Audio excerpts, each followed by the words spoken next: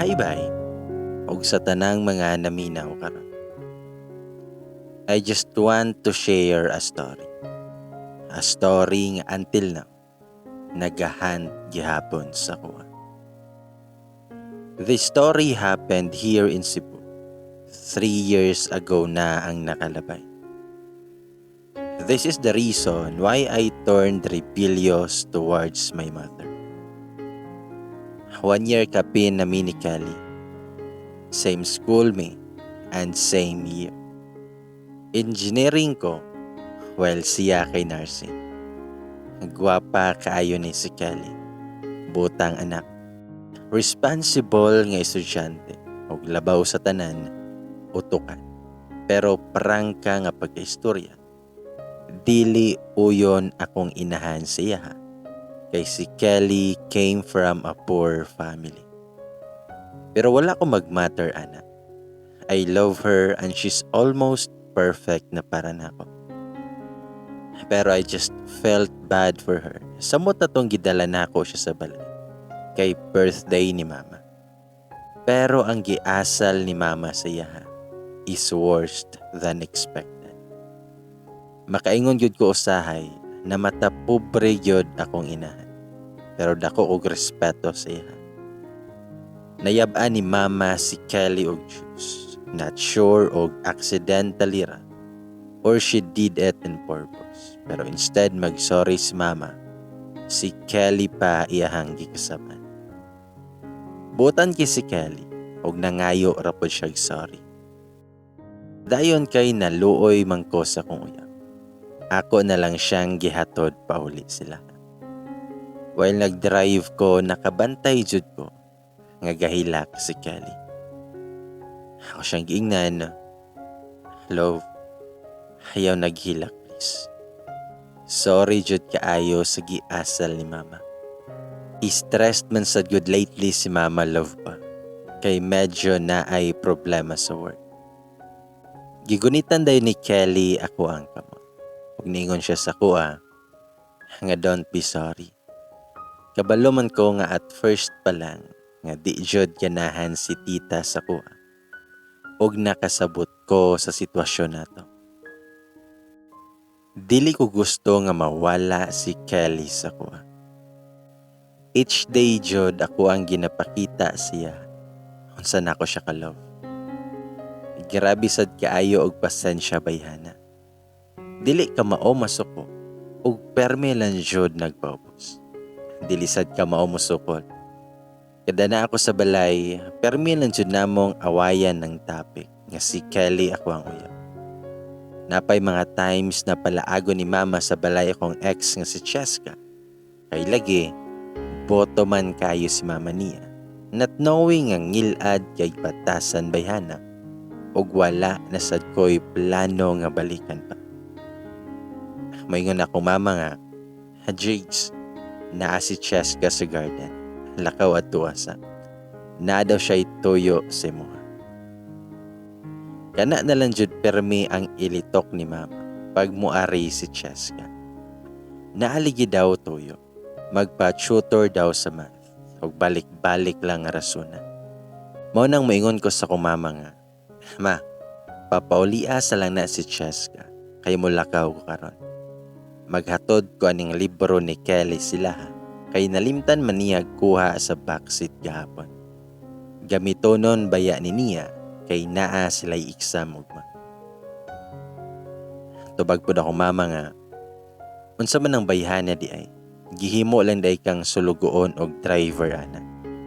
Kahilas ko niya. Ikaw Jigs, pag mataragod, kana si Kelly kay kwarta ray apas ana nimo. She's not good for you. Tubag ko nga, Ma, wala kakaila ni Kelly.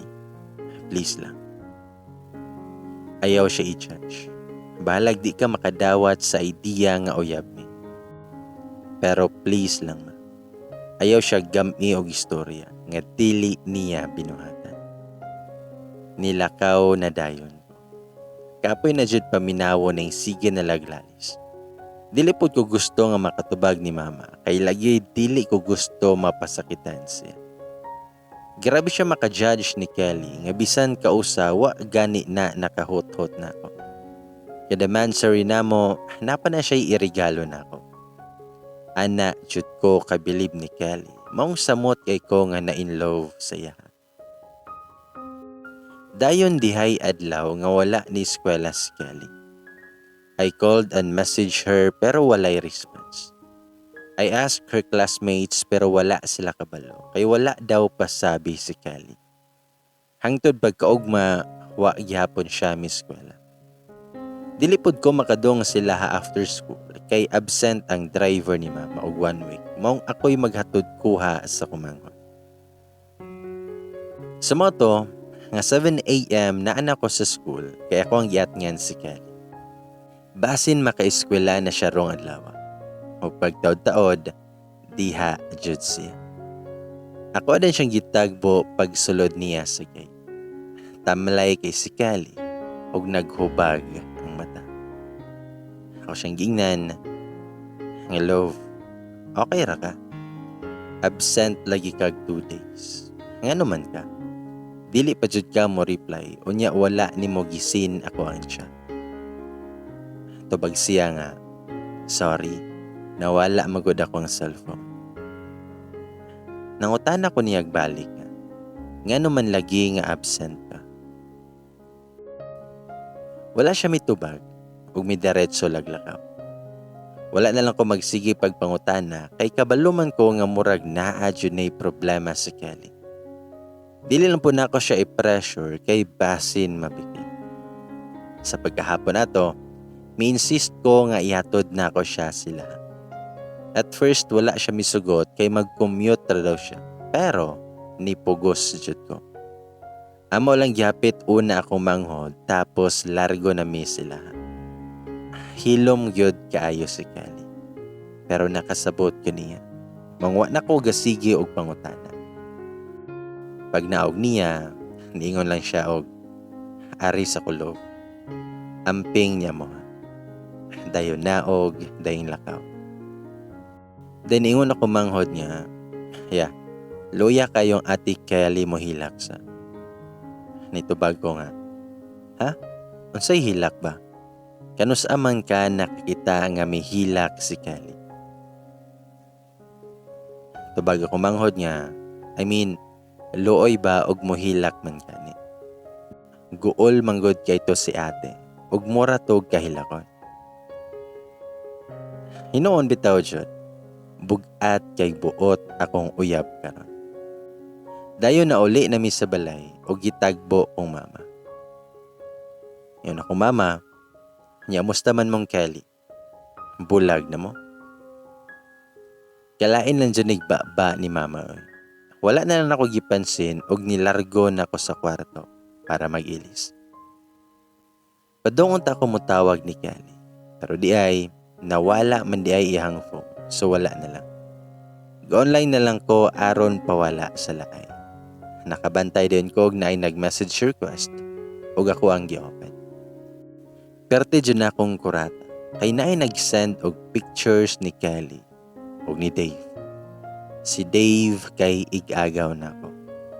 Ang picture nila kay gatapad sila sa higdanan. Napay mga pictures nga gakis sila og naggakos si Kelly siya. Kana ganing natulog siya sa bukto ni Dave. Pinapiyong-piyong pa si Kelly while si Dave nagkiss siyahang agta. Wala ko sabot sa kong gibate. Nagsagol ako ang gununa. Si Kelly, kaya niya nga mag-cheat sa kuha. Ni Dave pa dyan. Wala na ko'y laing maunahunaan. Ug ako dayon nga gisong si Dave sila. Pagawas ni Dave, ako din siyang gitugpahan og sumbag. Gainit jud akong dugo aning buhi. Siyang gingnan, nganong nabuhat to ninyo nako. Gaon sa mong Kelly, nainehitabo ninyo. Tubag si Dave nga, Jigs, ayaw patakag pangisog diha. Kana imong uyab, dugay ra nang gasigi og samok-samok sa kuha. Aha ka. Ako adyo dayon nga gisumbag siya balik. Wala ko sabot sa kong gibati siya. Ako din niya yadto si Kelly sila ug gisukmat nako tanang nakita nako. Igo lang siya ni hilak as in nga perting hilak jud niya. Ako siyang gingnan, unsa man Kelly? Tubag ako. Kagud ani. Asa man ko nagkulang nimo. Nganong nabuhat man to nimo. Pero balik-balik lang yun siya glitok og sorry o gasigilag hilak. Ako siyang gingnan, unsa may nahitabo ninyo ha? Tubag ako. Mitubagir si Kelly nga, Jigs, wala ako kabalo. Pasaylo ako, Jigs. Nawala jud akong respeto nga gatanaw ni Kelly. Wala ko katuo nga naday siya side nga bigaon. Sa kunahuna, wala pagyuday ko masayod sa tinuod nga kinaiya niya. Sumutong ako siyang giingnan nga may pagpatuo kong mama. Sugod karon, kalimti na ang tanan. Bulag na ta. Wala na kay mapala na ko. Nitaliko dayon ko og nipahawa na sa lugar nila. Galubog si Kelly sa yuta o gahila. Pero wala jud ko maluoy sa iya. Nilakaw na lang ko basin mapasakitan pa nako siya physical. Pag-abot ako sa balay, wa jud mauli akong kasapon. Og sa akong kalagot, gahimo ko og daming account og gi-post nako sa Facebook. Og gi-send nako sa tanang nakaila ni Kelly ang pictures nilang Dave. Halood kaning mga buing. Tapad-tapad o galok-halok pa. Gusto kay nako nga mag-suffer sila. Gusto ko nga makarma dayon sila. Bulabog kay sa school ang iskandal ni Kelly ug Dave. Kada na'y mangutana sa kuha about ato, dili na lang nako tagdon. Pila ka days na sad nga wala nako kakita ni Kelly. Bisan wala na siya phone, ako asyang gibla. Hangtod ni semana na lang jud kapin. Wala nako makita pang Kelly. Bisan niyang mga amiga wala kabalo kung naunsa na siya. Wala sad ko'y plano nga mangutanang Dave about niya. Kay hangtod karon, init pa jud akong dugo niya. Ug dihay adlaw, nakalit lang nasod sa kong nahuna nga ako kahang adtuon siya sa ila. Since buwan na sad kapin ang nilabay, maskin anino ni Kelly, wala na gyud ko nakakita.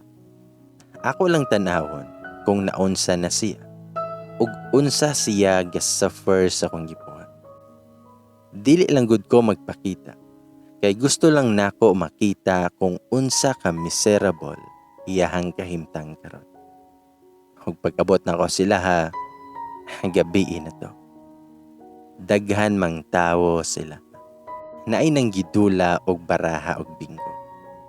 Sumoto nga nigawas ko og nangutana sa bata nga milabay kung unsay naa anang balaya. Nitubag ang bata, namatay ang anak ni Uncle Ben, kuya. Medyo nakuratan ko. Kay Papa man ni Kelly, kanang Ben. Kinsa man, kinsa kahaang namatay. Gikulbaan na kayo ko. Murag wala kalihok akong tiil. Pagkatod-tod, naay nakailan ako og niduol. Ati ni Kelly. Ningon siya nga, Jigs, nakabalita day ka. Ikaw lagi jud di ay. Sige ko og lantaw si Muha kay murag imuhang sakyanan jud ang nakapark ba. Time sa ha, na ako'y kuhaon sa sulod. Hulat sa kadyot diya ha, kay gusto ipahatag ni Kelly si Muha. Sa akong nahuna, si Kelly ba jud kahaning gihaya diya. Wala lang jud ko magtingo, kay namugnaw jud ko sa panghitabo karon. Wala ako kasabot, o wala sad ko'y malitok. Hangtod na balik na iyang ate, o gitunol ang letters sa kuha. Gamay ra siya nga papel. Ningon niyang ate nga, bisan siyang pag-surrender doy, Ikaw jud gihapon ang naa siyang una-una. Hug nihilak ihang ate. Hug ningon siya pa jud nga, Doy, ilubong na si Kelly ugma. Lapas na ganig 9 days siyang haya. Kay gipaabot pa man namo si mama nga maulikod. Damn. Aha ka jud. Si Kelly jud di ay. Pagkahibalo na ko siyang kahimtang, kalit lang nga nawala akong kasako niya. Siguro naluoy ko. O siguro gugmaan pa jud kong Kelly. Basta wala jud ko kasabot sa kong gipate. Nisulod na ko sa sakyanan o gibasa na ko ang letter ni Kelly.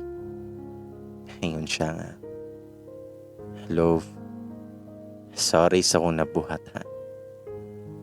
Sorry kay nakasala ko nimo. Unta mapasaylo ko nimo, chicks. Unta wala na kay pag dumot pa sa ko. Dili naman ako kaya, good love. Hugaw na ko kaayo. Wala na ko'y dagway. Ngay itubang sa mga tao. Hug samot na diha nimo. Guba na kaayo akong pagkatao, chicks. Feel na ko, dili na ko maka-restart pa. Wala na ko'y escape aning hitabuha. Sorry. Weak kayo ko. Sorry. Nabuhat sa nako ni. Sorry sa tanan. Ang ako walang. Stay happy, my love. Ibutang lang si mong una-huna nga tanang pagpaningkamot na ako para nimo to tanan. I love you, love. I'm very sorry. Sakit kay sa dughan o gihilak na lang nako ang kasakit. Ako jud ang nakaingon aning tanan. Tungod sa kong actions. Tungod sa kong kalagot nga gipakaulawan ako sila. Maskin si Kelly walay kalibutan nga ako'y pakana sa pagkalat sa mga pictures nila. Kay bawo ko nga nasayop siya, pero mas sayop akong gibuhat. Sumoto nga ni uli na dayon ko sa balay. Pagsulod na ko, nakitaan nako akong manghod. Niyon ako manghod nga, disakagikan niya. Ay, naradi ay ang phone ni Ate Kelly. Nitubag ko nga, ha? Nganong naaman ni mo na? Nawala man daw na. Tubag kong manghod, ngayaw lang saba ni mamaya. Diri manggod si Ate Kelly atong time na absent bitaw siya sa school ninyo. Ingon manggod si mama nga dili daw ko magsaba nimo nga diri si ate. Gahilak ganito pag-ayo. Mabitaw ingon ko si imuha nga luoy kay siya maghilak. Sorry jud kuya. Wa ko nagsaba kay basin sa kuha masuko si mama. Kaning phone niya nakita ni nako sa kwarto ni mama. Wa ko kabalo nga nung naan niya basin nabian ni ate pag-ari niya. Ako aragan ining gikuha aron iuli unta niya. Sumoto nga ako nalang gikuha day ng phone. Galibog ko nga nung niabot ni dire. So diri di ay si Kelly sa balay nga wala ako kabalo. Ako nalang gi-open og nakita jud nako ang daghan nga mga messages nako sa time nga nawala daw ni. Napay messenger nga perti gabagting-bagting. Ang iyang mga amiga wa jud ni alamag nga wala na si Kelly. Ako tang i-message yung mga amiga sa dihang nakabantay ko nga naa sila'y convo ni mama. Ako adang gibakarit. Yun ako mama. So 10,000 is not enough di ay day. Pila man day gusto nimo? Name your price. Imuha lang layuan ako ang anak. Daghan pa kay kog nabasahan nga maot nga chat ni mama kay Kelly. Katong adlaw di ay nga niari siya sa balay. Gipaari day siya ni mama adto. Pagtanaw pa nako sa ubang messages, nakabasa sad kog convo nilang Dave. Ako din ni gibakari. Ang nakapakurat nako kay ang chat ni Dave nga para kang Kelly. Ingon si Dave nga, Kelly, sorry jud kayo. Kalit lang ka nga gihatod sa mama ni Chigs diri sa balay nga walay malay. Nada siya gipainom sa imo ha. Nasuguan lang jud kong tita ato. No choice ko kay gi-blackmail ko niya.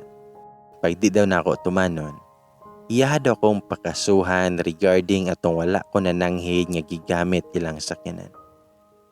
Sorry jud kay Kelly. Mag about gabi walay nahitabo na to. Yakuha ra kog picture aron masend ni Chigs kay mao may sugo ni tita sa kuha. Pasaylo ako Kelly. Aha ka. Maoday ni ang nahitabo. Ako din yung gi-judge ako ang uyab. Ako ang gikamuhian akong uyab. All this time, si Mama Rade ay ang pakana sa tanan. Pero wala na si Kali. Gibiyaan na kong Kali. Ako pang gidaot iyang pagkatao by spreading the scandal. Ako dapat iyang kapitan, pero ako pa'y mitulod niya, Pobos. Gamahay ko. Gamahay kayo ko. Perti kamahay. Sakit yung sa dugahan nga gusto ko nga mamatay na lang sa unta. Gadumot na kay ko sa kong mama. Gahikog si Kelly tungod rasad sa kabuang nako. Aha kayod kayo. Feeling na ko, I deserve to die. Sa moto, nga nibalik dayon ko sila. Og nakita jud na ako. Naagid siya mismo sa lungon. Si Kelly jud. Wala na ako ang kusog. Wala na ako ang kalipay. Dapat wala ako nagpakaon sa kong kasuko. Dapat gisure sa jud nako kung unsay tinuod nga nahitabo ato. Dapat nisali ko sa batasan ni Kelly ug unsa siya katarong. Nagpabuta lang ko silahang gilawog nga daotang image ni Kelly. Pero wala na. Hulahin na ang tanan. Wala na si Kelly. Bisan pa man unsaon ako. Wala na siya. Pila na katuig ang nilabay, pero hangtod karon, mura lang gihapon og fresh pa kayo. Akong konsensya kay wala jud ko undangi. Ako man jud ang nakaingon, nganong nawala si Kelly. Ako ang hinungdan sa tanan. Wala na ko sa poder sa kong mama, sukad na hitabo to. Walay pagmahay nga maguna. Dili taangay magpakaon sa gihungit sa laing tao. We must give a person a chance to defend themselves, to clear their name, to explain their side. We must listen before it's too late.